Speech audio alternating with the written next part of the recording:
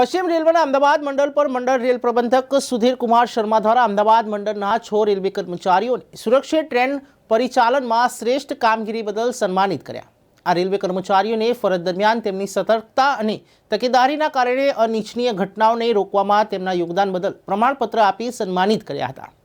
વરિષ્ઠ મંડળ સુરક્ષા અધિકારી રાકેશ કુમાર ખરાડીએ માહિતી આપતા જણાવ્યું કે Manohar Ram pointsman Mundra port, Deepak Kumar C train manager Gandhidham, Lavkesh Meena train manager Gandhidham, Nirbhay Kumar Sharma station master Gorudhuma, Rajendra Prasad station master Jaksi और मंजूर आलम जॉइंट्स मैन चांदोड़ियाનું प्रमाणपत्र आपी सन्मानित કરવામાં આવ્યા। તમામ સન્માનિત કર્મચારીઓએ રેલવે સુરક્ષામાં કોઈ ખામી જણાતા તરત જ યોગ્ય પગલાં લઈને અણધારી ઘટનાઓ અને સંભવિત નુકસાનથી બચાવ્યા છે।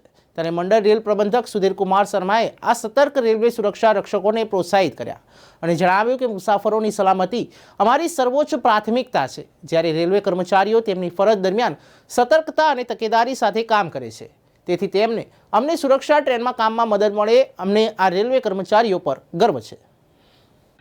ये 7वीं state rally scout and guides की 15 तारीख को शुरू हुआ था। आज 18 तारीख को आज आखिरी दिन है, इसका क्लोजिंग सेरेमनी है।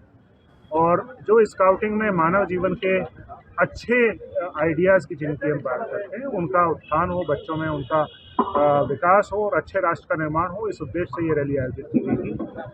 जो बच्चों ने इस रैली में पिछले 4-5 दिन में मेहनत की है, आज उसका डिस्प्ले वो लोग कर रहे हैं, उन प्रोग्राम्स का डिस्प्ले कर रहे हैं। कैसे आपसी सहयोग से और मिलजुल के कैसे हम अच्छे नागरिक बने, कैसे हम देश के काम आ सकें, कैसे हम समाज के काम आ सकें, कैसे हम जो मानव के जीवन के उच्च मूल्य हैं उनको हम प्राप्त कर सकें, कैसे हम सेवा कर सकें और कैसे हम खुद और दूसरों को साथ में लेकर आगे बढ़ सकें, ये हमें इससे सीखने के लिए मिलता है।